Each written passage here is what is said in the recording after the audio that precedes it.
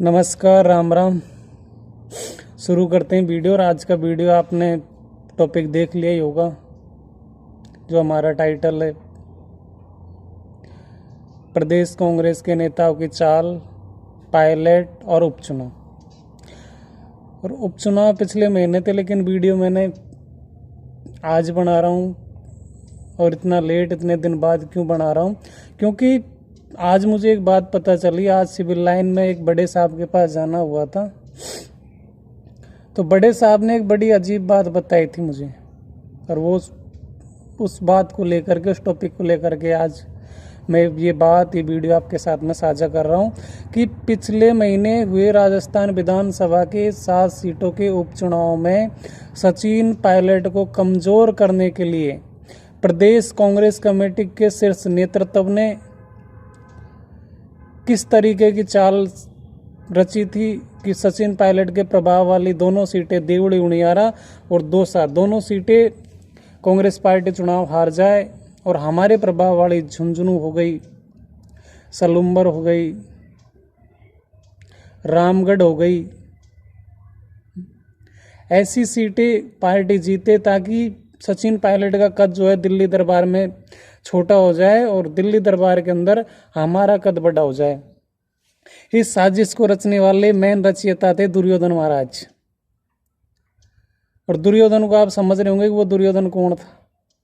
प्रदेश के 3 बार मुख्यमंत्री रह चुके माननीय अशोक गहलोत साहब, प्रदेश प्रभारी रंधावा साहब, प्रदेश कांग्रेस के अध्यक्ष साहब और पूर्व विधानसभा अध्यक्ष डॉक्टर सीपी जोशी जी, चारों ने मिलकर के एक चक्रव्यूह रचा था कि देवड़ी उनियारा और दौसा दोनों सीटें कांग्रेस पार्टी हारनी चाहिए। यहाँ पे कमजोर एक वीटो पावर नाम की कोई चीज नहीं थी। अगर आला कमान चाहता तो जिसे चाहता उसे टिकट दे देता, लेकिन जीते हुए सांसदों को भड़का करके चारों नेताओं ने और माननीय डोटासरा जी ने वीटो पावर दे दिए सांसदों को कि भाई जो सांसद कहेगा हम उसी को टिकट देंगे। सचिन पायलट चाहते थे कि देवड़ी उनियारा से जो व्यक्ति सर्वे में सबसे ऊपर नाम आ रहा है उस व्यक्ति को टिकट दिया जाए। लेकिन जब आला कमान तक उन्होंने ये बात पहुंचाई तो आला कमान ने कहा कि भाई सांसदों ने, जो नवनिर्वाचित सांसद है वहाँ के क्षेत्र के, उन्होंने वीटो पावर ले लिया। और उनके कहने पर ही इस बार, क्योंकि सेकंड लाइन तैयार करनी है पार्टी को, तो इसलिए उनके कहने पर ही पार्टी टिकट देगी और वो अपने कंधों पर जिम्मेदारी लेंगे टिकट को जिता करके लेके आने की। पायलट साहब चुप हो गए। पायलट साहब ने उसके पास मैसेज पहुंचाया कि भाई ये मामला टिकट का इस तरीके से हो रहा है, कोई बात नहीं। टिकट देवड़ी उनियारा में किसे दिया? जो सबको विदित है कि पिछले चुनाव में बीजेपी का झंडा बंदा बुलंद कर रहा था और उसको कांग्रेस पार्टी को, उसने कांग्रेस पार्टी ज्वाइन भी नहीं करी और उसको टिकट थमा दिया।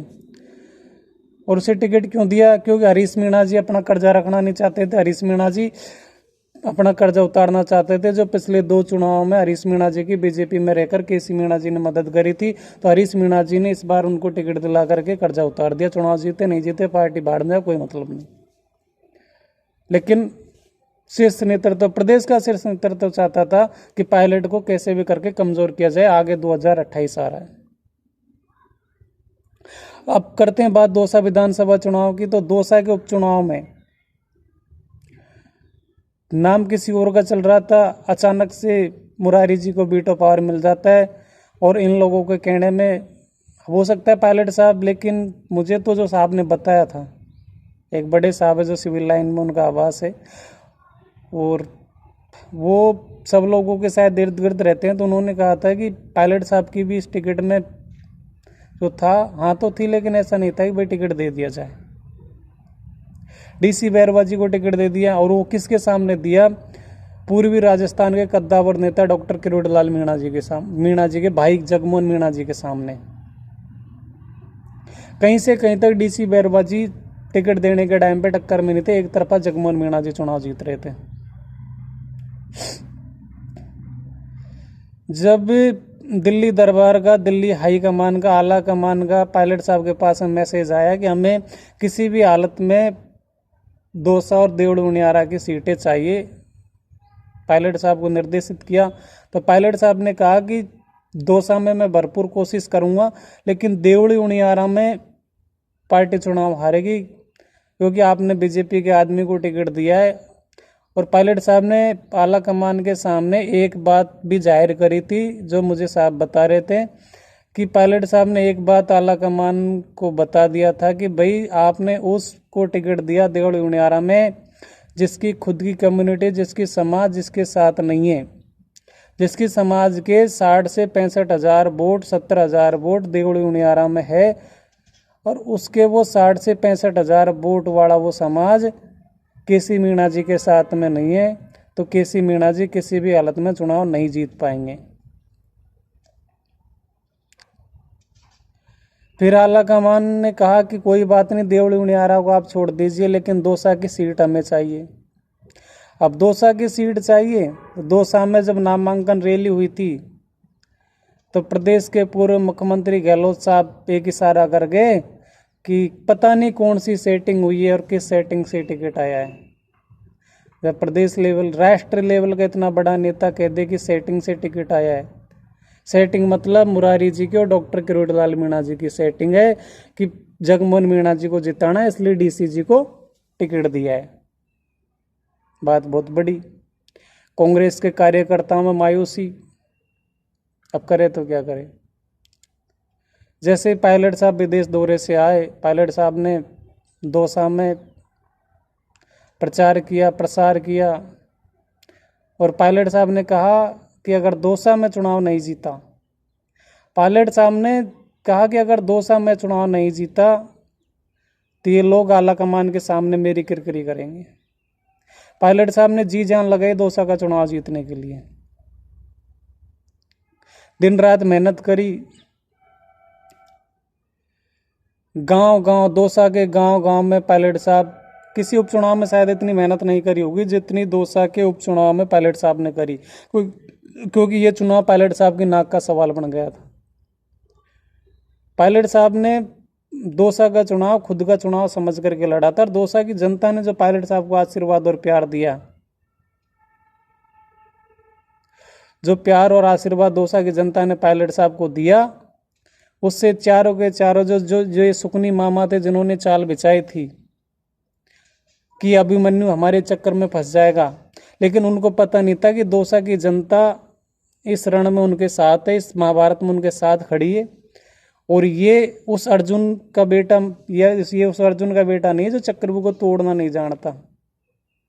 ये राजेश पायलट का अभिमन्यु है, जो चक्रव्यूह में घुसना भी जानता है, चक्रव्यूह को तोड़ना भी जानता है। और दौसा में जो पायलट जो गहलोत साहब ने चिल्ला चिल्ला करके कहा था सेटिंग से टिकट आया, सेटिंग से टिकट आया, सारी बातों पे पानी फेर के दौसा की सीट को कांग्रेस की झोली में डाला। नहीं तो कांग्रेस का क्लीन स्वीप हो रहा था, कांग्रेस का सफाया था, कांग्रेस का क्लीन स्वीप था। और अगर देवड़ी उनियारा से पायलट साहब की बात पर पार्टी नरेश मीणा को टिकट दे देती तो पूर्वी राजस्थान की दोनों सीटें कांग्रेस पार्टी की झोली में आती।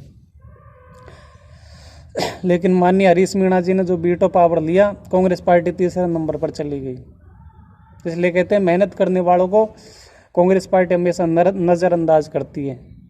लेकिन साहब बता रहे थे कि एक बात और सुनने में आई है कि दौसा की सीट जीतने के बाद में अब दिल्ली में आला कमान भी चर्चा करने लग गया है राजस्थान में नेतृत्व परिवर्तन करने के लिए। जिस तरह से उपचुनाव में 6 सीटें कांग्रेस पार्टी हारी है और सचिन पायलट की वजह से एक दौसा की सीट जीती है, तो दिल्ली आला कमान भी अब नेतृत्व परिवर्तन के लिए विचार कर रहा है।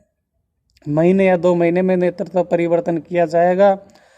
और साहब बता रहे थे कि जिस तरीके से आला कमान का मन है, जिस तरीके से जो अंदर से बात निकल के आ रही है, वो बात ये है कि 2028 का विधानसभा चुनाव सचिन पायलट के नेतृत्व में लड़ने के लिए आला कमान पूर्णतः विचार कर रहा है, और जिसमें लगभग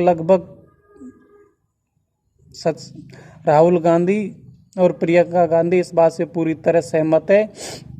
बस खड़गे साहब और सोनिया गांधी जी की हाँ का इंतजार है। जिस दिन उन्होंने हाँ कर दिया उस दिन राजस्थान का नेतृत्व सचिन पायलट के हाथों में होगा और 2028 का चुनाव सचिन पायलट के नेतृत्व में लड़ा जाएगा, क्योंकि वो मान गए, दिल्ली का आला कमान भी मान गया और प्रदेश का नेतृत्व भी मान गया कि चाहे हम कितने चक्रव्यूह रचेंगे, लेकिन ये सच में महाभारत का अभिमन्यु नहीं है, ये आज का अभिमन्यु है। ये राजेश पायलट का बेटा सचिन पायलट है, जो हमारे हर चक्रव्यूह को, हमारी हर चाल को परास्त करना जानता है। तो इन्हीं शब्दों के साथ मेरा वीडियो यहीं तक था। अगर मेरी बातें अच्छी लगी हो, जो मैंने बातें बताई है बिल्कुल सटीक और सत्य है, इसमें कोई बनावटी बातें नहीं है, बिल्कुल भी पूरी बातें सत्य है। और अगर मेरी बातें आपको सही लगी हो तो प्लीज़ शेयर कीजिएगा, और अगर आप मेरे चैनल पर नए हो तो चैनल को सब्सक्राइब कीजिएगा।